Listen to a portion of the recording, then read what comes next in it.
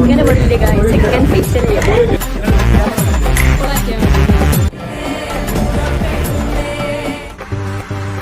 ചെറുള്ളി 1.5 kilo surprise തരാൻ വേണ്ടി 2 മണിക്കൂർ ഞങ്ങളോട് കൂടെ സർപ്രൈസ് ആയത്.